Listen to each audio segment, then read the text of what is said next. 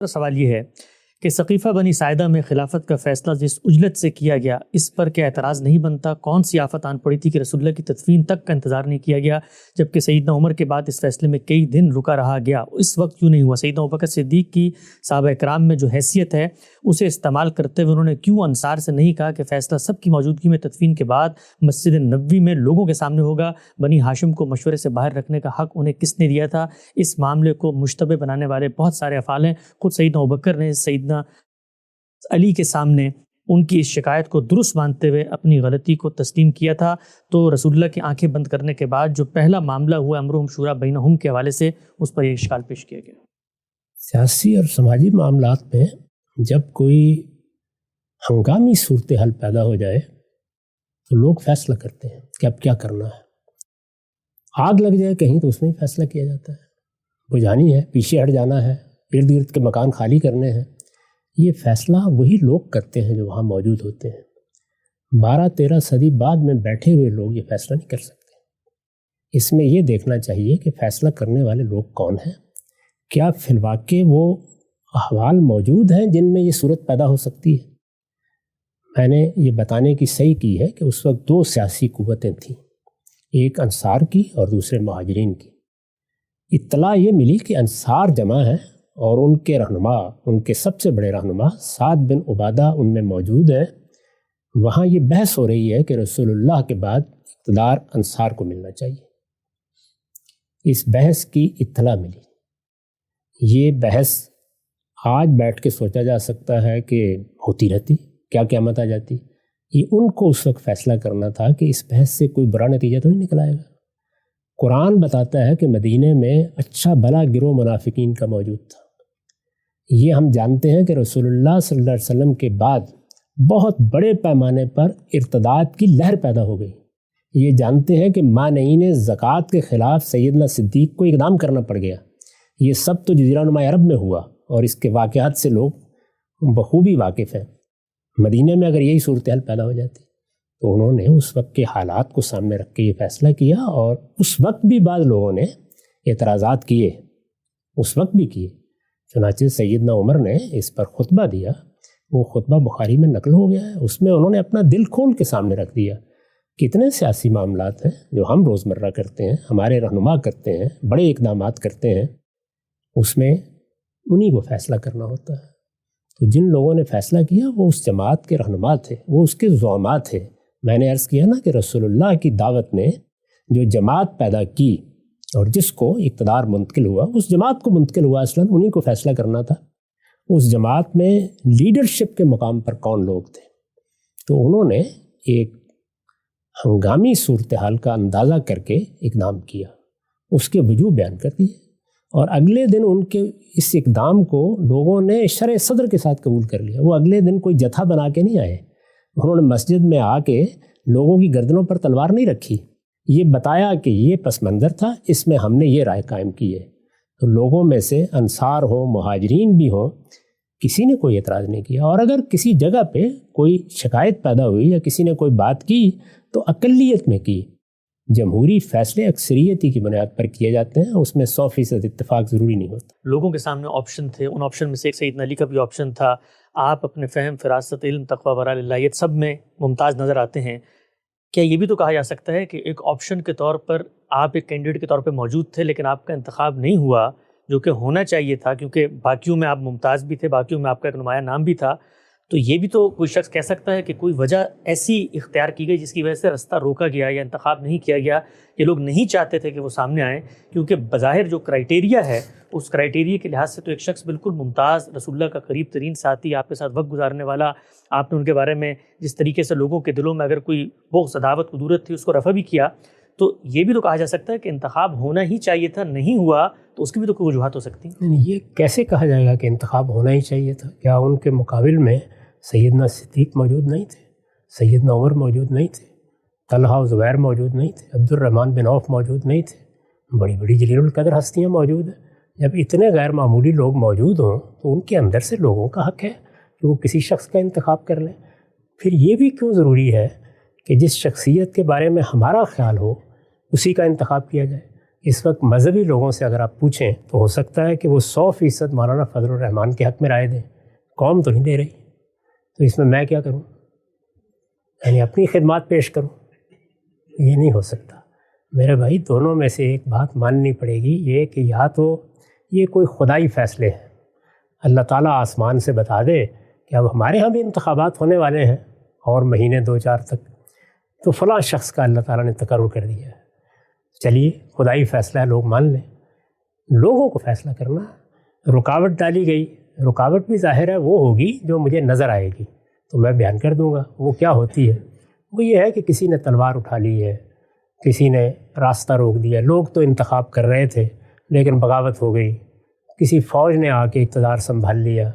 چونکہ ہمارے ہاں تو اب منظم افواج ہیں، ان کے پاس بڑی طاقت ہوتی ہے، وہ رکاوٹ بن گئے۔ وہاں تو ایسا کچھ بھی نہیں ہے، نہ کوئی پولیس کا ادارہ باقاعدہ قائم ہے رسالت مآب صلی اللہ علیہ وسلم کے زمانے میں، نہ کوئی باقاعدہ بیوروکریسی قائم ہے، نہ کوئی فوج باقاعدہ ہے۔ یعنی صحابہ کرام ہیں یا تابعین، جو اب دوسری جماعت سامنے آ رہی ہے، انہی لوگوں کو بھرتی کر لیا جاتا ہے۔ یہ جنگ ہو گئی، وہ حادثہ ہو گیا، امن و امان قائم کرنے کے لیے۔ تو مجھے بتا دیں کہ جس وقت انتخاب کیا گیا سیدنا صدیق کا، تو لوگ تو ٹوٹے پڑ رہے تھے سیدنا علی کا انتخاب کرنے کے لیے، تو پھر کیا کوئی کارروائی کی گئی وہاں پر مسجد میں یا باہر یا مدینے میں؟ ایسا کچھ بھی نہیں ہوا۔ لوگوں نے فیصلہ کیا اور اکثریت کی بنیاد پر سیدنا صدیق نے اقتدار سنبھال لیا۔ ان کے بارے میں پہلے ایک رائے ثقیفہ بنی ساعدہ میں سیدنا عمر جیسی بڑی شخصیت نے قائم کی اور اس اعتماد پر قائم کی۔ وہ خود بیان کرتے ہیں کہ ہمارے درمیان وہ ایک ایسی شخصیت تھے کہ تختہ العنا کہلائے، ان کے سامنے سب کی گردن جھک جاتی تھی۔ یہ فیصلہ تو اس وقت کے لوگوں کو کرنا تھا، اس میں بیٹھ کے کیسے رائے دے سکتا ہوں؟ میرے سامنے تو کوئی ظاہر میں صورت آئے کہ میں دیکھوں کہ سیدنا علی کا انتخاب کر لیا تھا صحابہ کرام نے، مسجد میں بیٹھ کر ثقیفہ سے آ کے ان لوگوں نے باقاعدہ ایک لشکر بھرتی کیا اور مار دھاڑ کر کے انہوں نے معزول کر دیا، تو تب تو میں یہ بات کرتا اچھا لگتا ہوں کہ لوگوں کا فیصلہ تھا، انہوں نے فیصلہ کر لیا۔ مان لیجئے نا کہ اللہ تعالیٰ کے پیغمبر نے بھی 2 ہی راستے بتائے ہیں۔ خدا تقرر کرے گا، جیسے اس نے طالوت کا تقرر کیا، داؤد و سلیمان کا تقرر کیا، اور یا لوگ تقرر کریں گے، امرہم شورا بینہم۔ تو اسی اصول پر تقرر ہو گیا اور تقرر کو لوگوں نے قبول کیا، خود سیدنا علی نے قبول کیا۔ یعنی انہوں نے تو اس موقع پر کھڑے ہو کر کوئی ایسی تقریر نہیں کی کہ میرے راستے میں رکاوٹ ڈال دی گئی ہے اور میں اب ان کی بات نہیں مانوں گا۔ یہ بات سمجھ لیجئے کہ خود سعد بن عبادہ جو انصار کے بڑے لیڈر ہیں، اگر مقابلے میں کوئی کھڑا تھا تو صرف وہ تھے۔ بکر کے اس زمان سیدنا صدیق کے مقابلے میں اگر کسی شخص نے اپنی عمارت کی دعوت دی تو وہ انصار کے بڑے لیڈر اور بڑے رہنما سعد بن عبادہ تھے، انہوں نے بیعت نہیں کی۔ یعنی آپ اندازہ کیجئے کہ وہ چونکہ اپنے آپ کو حق سمجھتے تھے، ان کا خیال تھا، دیکھیے ان کا مقدمہ کیا تھا، رسول اللہ صلی اللہ علیہ وسلم کو مہاجرین نے تو نکال دیا تھا، مکے سے نکال دیا، ہجرت کرنا پڑی۔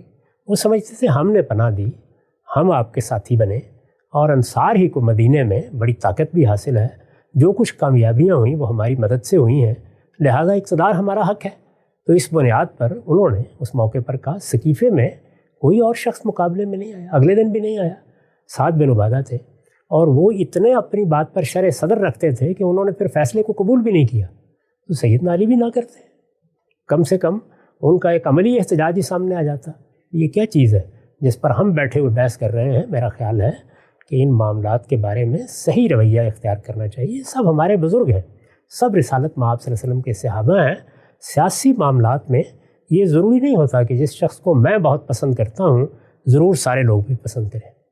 اس وقت بھی دیکھ لیں، یعنی آپ امریکہ میں بیٹھے ہوئے ہیں، کیا یہاں سارے کے سارے لوگ ریپبلکن صدر کو پسند کرتے ہیں؟ سارے ڈیموکریٹ صدر کو پسند کرتے ہیں؟ لوگوں کو صدمہ بھی ہوتا ہے، وہ کہتے ہیں غلط انتخاب بھی ہو گیا ہے، لیکن انتخاب جن لوگوں نے کرنا ہے انہی نے کرنا ہے۔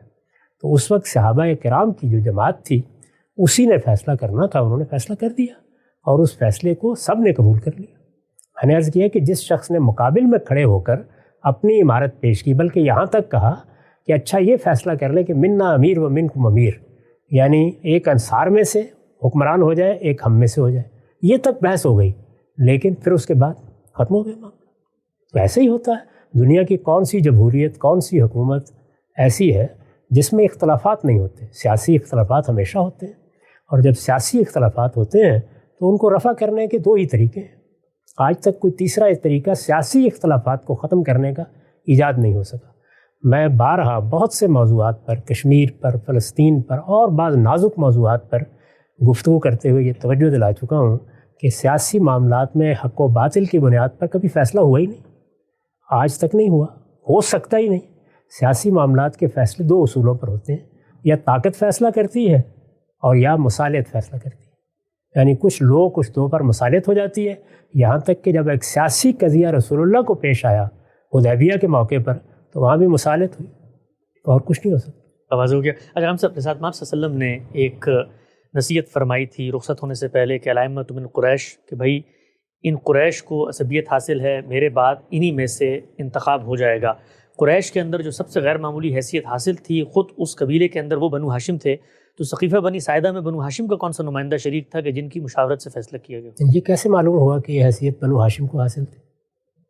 خود رسول اللہ ان میں مبعوث ہوئے. تو اللہ تعالیٰ کے اس فیصلے کے بعد نبوت دی گئی، یا اللہ تعالیٰ نے اس کے ساتھ یہ فیصلہ بھی کر دیا تھا کہ اب سب لوگ بنو ہاشم کو ممتاز بھی مانتے ہیں. یعنی اللہ نے اگر ایک عنایت ان پر فرمائی کہ ان کے اندر پیغمبر کی بعثت ہوئی، تو بہت سے سیاسی لحاظ سے خود قریش میں دوسرے قبیلوں میں ایسے لوگ موجود تھے جن کو لوگ قیادت زعامت کے منصب پر فائز سمجھتے تھے. تو یہ تو تاریخ سے ناشنائی ہے. یہ حیثیت اگر حاصل تھی، یعنی اسلام سے پہلے بھی اگر حاصل تھی، تو بنو امیہ کو حاصل تھی. یہ کیسے معلوم؟ تاریخی واقعات سے.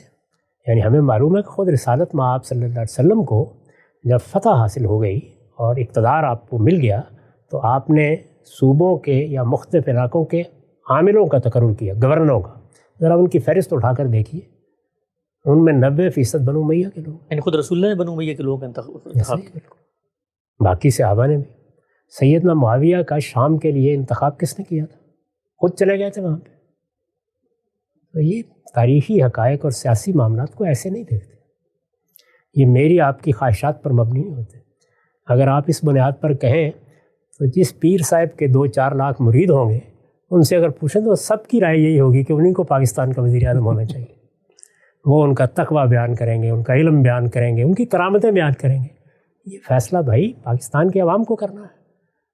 تو طاقت فیصلہ کن ہوتی ہے، جیسے کہ افغانستان میں ہو گئی، جیسے کہ سعودی عرب میں ہو گئی. یعنی یہ جو موجودہ حکومت ہے، ان کے ابوالآبا نے لڑ کر حکومت حاصل کی تھی. اس زمانے میں آپ جانتے ہیں کہ حکومت کن کے پاس تھی؟ حکومت عثمانیوں کے پاس تھی. شریف مکہ نے بغاوت کی اور اس کے بعد اس کی حکومت بھی ختم ہو گئی، اور ان لوگوں نے سارے سعودی عرب پر قبضہ کر لیا. تو جب قبضہ کر لیا تو اس کے بعد حکومت قائم ہو گئی. تو حکومت یا طاقت سے قائم ہوتی ہے اور یا لوگوں کے فیصلے سے قائم ہوتی ہے. اور لوگوں کے فیصلے کی بنیاد حق و باطل پر نہیں ہوتی، میرٹ پر بھی نہیں ہوتی. کوئی نہیں بتا سکتا. کیا میں چند نازک سوال پوچھ لوں؟ اس وقت جو پاکستان میں سیاسی قیادت ہے، علم میں، عمل میں، تقوی میں، ورع میں، یہ سب ممتاز ہیں ہم سب سے؟ نہیں ہے. ان کے مقابل میں ذرا کوئی بڑا صاحب ورع، صاحب تقوی آدمی کھڑا کر کے دیکھ لیں، ضمانت ضبط ہو جائے گی. یہ فیصلے لوگوں کر رہے ہوتے ہیں. اچھا، ہم سے بتائیے گا کہ اللہ کے پیغمبر کی ایک نصیحت، ایک معاملے کے بارے میں رائے جو سیدنا ابوبکر نے ثقیفہ بنی ساعدہ میں پیش کی کہ بھائی میرے بعد قریشی کے اندر سے جو ہے وہ تمہارا امیر کا انتخاب ہوگا. سعد بن عبادہ جو ہیں، آپ نے خود بتایا کہ انہوں نے کہا کہ ایک امیر جو ہے ان سے کر لو، مدینہ والوں میں سے ایک یہاں سے کر لو. تو جب اللہ کے پیغمبر کی ایک بات وہاں پہ پہنچا دی گئی تو وہ جو صحابی رسول ہے سعد بن عبادہ، گویا کہ وہ اس بات کو نہیں مان رہے، اور وہ پھر بھی کہہ رہے ہیں کہ ایک مجھے بنا لو اور ایک ان کو بنا لو. جب یہ بات سیدنا صدیق نے پیش کی، جتنی بھی روایات ہیں ثقیفہ کے حالات جن میں بیان کیے گئے ہیں، وہ سب اس پر متفق ہیں کہ انہوں نے خطاب ہی سعد بن عبادہ کو کیا. وہی اس وقت رہنما تھے. یہ کہہ سکتے ہیں آپ کے قریش کے مقابلے میں جو لیڈرشپ تھی وہ سعد بن عبادہ کی لیڈرشپ تھی. تو ان سے خود سیدنا صدیق نے پوچھا کہ کیا آپ کو یاد نہیں ہے کہ رسول اللہ نے یہ فیصلہ فرمایا تھا؟ انہوں نے تصدیق کی. انہوں نے اس سے انکار نہیں کیا. انہوں نے کہا صدق تھا، آپ درست کہہ رہے ہیں، حضور کا فیصلہ یہی تھا. ان کے اس تصدیق کرنے کا نتیجہ یہ ہوا کہ ان کے اپنے ساتھی اور انصار کے سب لوگ وہ ٹوٹ پڑے بیعت کرنے کے لیے سیدنا صدیق کی. بلکہ ان کے بارے میں یہ آتا ہے کہ وہ خطرہ ہو گیا کہ روندے جائیں گے. لوگ اس طرح جذبے کے ساتھ اٹھے کہ اگر حضور کا فیصلہ یہی ہے تو بس ٹھیک ہے. اس معاملے میں انہوں نے اس فرمان کی نفی نہیں کی. یہ نہیں کہا کہ یہ فرمان غلط ہے یا میں اس کو نہیں مانتا، وہ کچھ نہیں کہا. تو پھر کیوں اپنے آپ کو تجویز کیا؟ وہ جانتے تھے فرمان موجود. یہ تو پہلے انہوں نے تجویز کیا جب غالباً وہ متنبع نہیں تھے. تو اس کے بعد انصار بھی اس وقت بحث کر رہے تھے، وہ بھی ان کے حامی تھے. ظاہر ہے کہ کوئی واقعہ پیش آیا، کوئی سال 2 سال پہلے پیش آیا، بعض وقت ذہن سے نکل چکا ہوتا ہے. سیدنا صدیق نے جب یاد دلایا تو سب انصار مان گئے کہ یہ بالکل درست بات ہے، ایسے ہی تھا.